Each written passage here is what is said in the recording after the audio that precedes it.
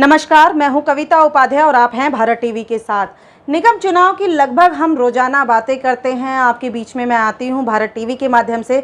आज हमारे साथ में रामनारायण दुबे जी हैं, जो कि पूर्व मेयर रहे हैं, और साथ में उनके सुपुत्र जो कि मंडल अध्यक्ष हैं दिलशाद कॉलोनी से, महेंद्र दुबे जी भी हैं। बात करेंगे निगम चुनाव की, क्योंकि ज़्यादा दूर नहीं है सामने और हम सबको अवेयर होना है क्योंकि वोट डालने जाना है। सर, बहुत बहुत स्वागत है आपका। धन्यवाद। रामनारायण दुबे जी, आपका बड़ा लंबा जीवन रहा है भाजपा के अंदर। क्यों इस बार भाजपा आएगी? क्योंकि भाजपा, लोग कह रहे हैं भाजपा ने कोई काम नहीं किए। क्या किया है? सफाई तो वो जो लोग कहते हैं वो गलत कहते हैं। पहली बात तो ये है जी, जितना भाजपा सेवा करती है जी, उन गरीब आदमी की एक एक घर में जाके वो कोई नहीं कर सकता है। इसलिए ये कहना गलत है। जो लोग कहते हैं उनकी सोच गलत है। यही सीमापुरी, यही क्षेत्र था, यही कांग्रेस के लोग थे कि 12 दिन जी, माननीय कविता जी, 12 दिन जी, इसी सीमापुर में कूड़ा नहीं उठता था। और आज डोर टू डोर कलेक्शन हो रही है कूड़े की। मैं आपको बताता हूँ, door to door. Sir, door to door कहा जाता है पर होता नहीं है। एमसीडी यहाँ फेल हो गई है। मैं खुद ईस्ट दिल्ली में रहती हूँ, घर से कूड़ा नहीं उठता। देखिए, ऐसा मैं नहीं मानता। आप अगर कह रही हैं आपका रिसोर्स अलग होगा, लेकिन मैं समझता हूँ कि आप आई इस कॉलोनी में, सीमापुरी रीसेटलमेंट कॉलोनी, जय जय कॉलोनी, जहाँ विभिन्न प्रकार के लोग रहते, विभिन्न जाति समुदाय लोग, सबको हम उनको स्नेह करते हैं। थोड़ा देर सवेर जरूर हो सकती है, लेकिन कूड़ा निश्चित तौर पर उठ रहे हैं और यहाँ से कूड़े घर पर जा रहे हैं।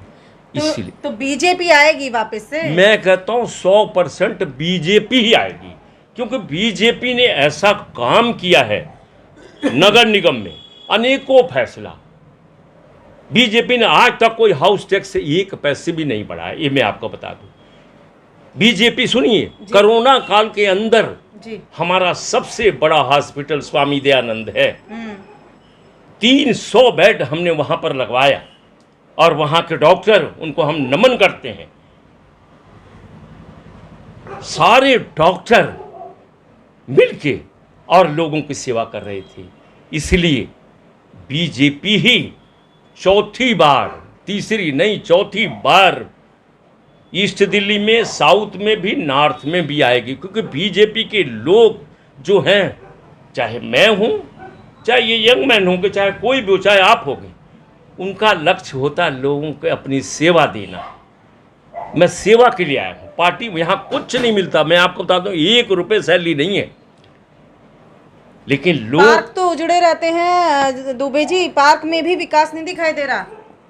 देखिए, पार्कों की जहाँ तक बात है, आज मैंने पढ़ा है 13,000 करोड़ रुपया तकरीबन पूर्वी दिल्ली नगर निगम में दिल्ली सरकार से लेनी है जी। हम ये बार बार जो टकराव होता है, और आप देखिए, आप जर्नलिस्ट हैं, आपका इतना बड़ा नेटवर्क है, किसी स्टेट में कारपोरेशन में अदर कोई पार्टी, विधानसभा में अदर कोई पार्टी, चाहे यूपी हो, बिहार हो, मध्य प्रदेश, राजस्थान, कहीं भी हो, लेकिन कहीं कोई टकराव नहीं है।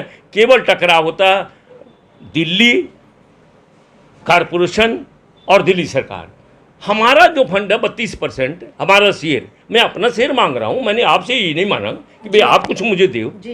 अगर आप हमारा, मान लीजिए, शेयर रोक लेंगे, हमारा पेमेंट, तो हमारे कर्मचारी कहाँ जाएंगे? हम उनको, डॉक्टर को कहाँ से सैलरी देंगे? भाजपा की कुछ बागी निगम पार्षद हैं जो पार्टी छोड़ के दूसरी पार्टी में जा रहे हैं, उनके बारे में नहीं, वो अगर वो ऐसा कोई है तो उनकी सोच मैं समझता हूँ कि नहीं, ऐसा नहीं।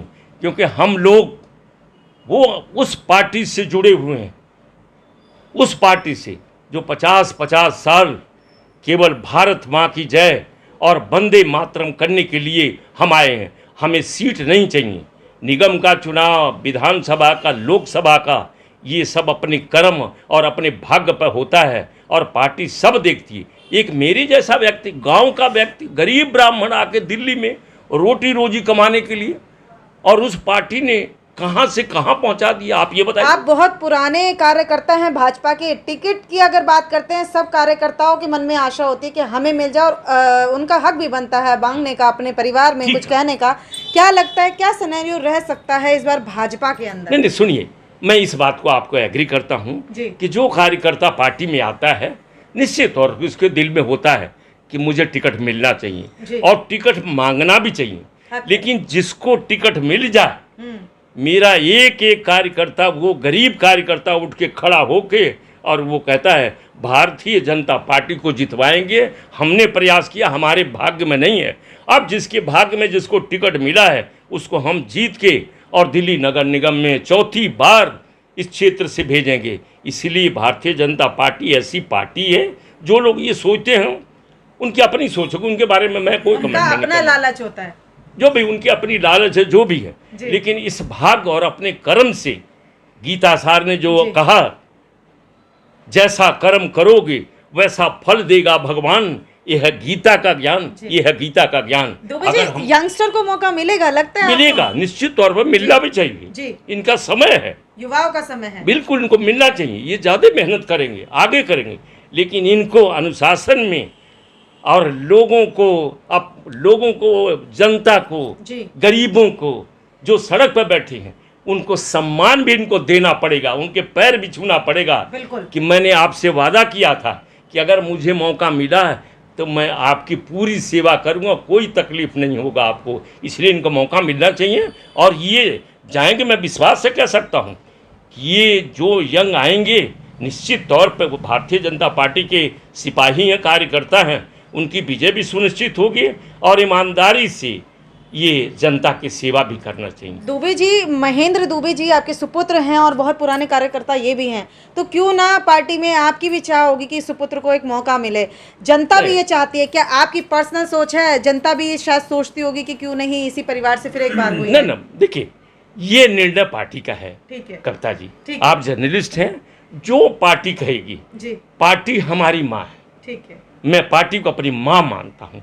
जो मेरी माँ का आदेश होगा, मेरे नेताओं का आदेश होगा, वो उसके लिए मैं वचनबद्ध हूँ, चाहे महेंद्र जी हों। भाजपा नहीं छोड़ेंगे पर? क्वेश्चन नहीं उठा। आखिरी सुनिए कविता जी, आपने वो बात कह दी, जी, आखिरी दिन, जीवन का आखिरी दिन भी भाजपा का ही झंडा पड़ेगा। आप कहाँ बैठी हैं, भाजपा का ही झंडा, वो हमारा संकल्प है। बहुत अच्छी बात आपने कह दी। दुबे जी से बात करेंगे। महेंद्र जी, पिताजी के पद चिन्हों पर आप चल रहे हैं, दुबे जी के पद चिन्हों पर चल रहे हैं, क्या कहना है यूथ को आपका, क्या संदेश रहेगा? देखिए बहन जी, अभी हमारा जो केंद्रीय मंत्रिमंडल में जो बदलाव हुआ है उसमें भी युवाओं को बहुत ज़्यादा मौका मिला है। माननीय अनुराग ठाकुर जी को, किरण रिजिजू जी को और बहुत सारे नेताओं को मौका मिला है। तो हमारी पार्टी की ही सोच है, अभी पार्टी की सोच के कारण ही हम लोग जो 45 वर्ष से नीचे के आयु के लोग हैं उन लोगों को मंडल अध्यक्ष बनाया गया है। जी, जिला अध्यक्ष की भी कैटेगरी तय करी पार्टी ने। तो पार्टी की सोच है कि भाई युवाओं को आगे बढ़ाया जाए और साथ ही साथ जो हमारे बुजुर्ग हैं उनका पूरा मान सम्मान होकर के उनका आशीर्वाद दिया जाए। पार्टी अगर मौका देगी आपको, क्योंकि आपकी छवि साफ है, तो क्या लगता है किस तरीके से कार्य करेंगे? बहन जी, अभी पार्टी ने जो अभी मेरे को अवसर दिया है, पार्टी ने संगठनात्मक रूप से काम करने का अवसर दिया है, तो जैसे पार्टी की सोच होगी वैसे आगे काम किया जाएगा। नमो ऐप के लिए क्या कहना है? नमो ऐप की लगातार चर्चा है लोगों के बीच में। बहन जी, हमारा दिल्ली प्रदेश का टारगेट रहा है कि हम लोग 10 लाख नमो ऐप जो है वो दिल्ली की जनता को और सभी युवाओं को डाउनलोड करवाएंगे, क्योंकि नमो ऐप के माध्यम से इतना सुविधा वाला ऐप है कि आप डायरेक्ट प्रधानमंत्री जी के साथ कोऑर्डिनेट कर सकते हैं, उनसे बातचीत कर सकते हैं। जी। अभी नमो ऐप के अंदर एक नया वर्जन आया है कि आप 15 अगस्त पे जो उनका भाषण होने वाला है उसमें भी आप अपना कोई सुझाव है तो आप डायरेक्ट प्रधानमंत्री जी को दे सकते हैं। तो इतना अच्छा ऐप कि आप सीधे प्रधानमंत्री जी से जुड़ सकते हैं, उसको ही अभी हम जागरूक करने के लिए अभी हमारा कार्यकारिणी थी, हमने सभी लोगों को नमो ऐप डाउनलोड करवाया। जो भी मेरे कार्यालय में आता है, हम समिति पे स्तर पे जाते हैं, खंडों में जाते हैं और नमो ऐप डाउनलोड करवाते हैं। आप और आपकी निगम पार्षद देखते हैं हम रेगुलर सड़कों पर काम करते हो। अगर सीमापुरी की बात कर लेते हैं, दिलशाद कॉलोनी की बात करते हैं, तो निगम में इस बार भाजपा फिर से क्यों आने वाली है आपके हिसाब से? बहन जी देखिए, भाजपा का सिर्फ एक ही सिद्धांत रहा है कि एकात्म मानववाद। जो आखिरी पंक्ति में व्यक्ति लगा हुआ है उसकी सेवा करना। हमारा लक्ष्य कोई निगम पार्षदी, विधायकी या ये सब चीज़ें नहीं है जी। हम झूठ की राजनीति नहीं करते, हम बच्चों की कसम नहीं खाते, हम 9-9 करोड़ रुपए के स्विमिंग पूल नहीं बनाते, हम ये सारे, हम गाड़ी नहीं लेते, हम बंगले नहीं लेते। हम जो कहते हैं वो करते हैं।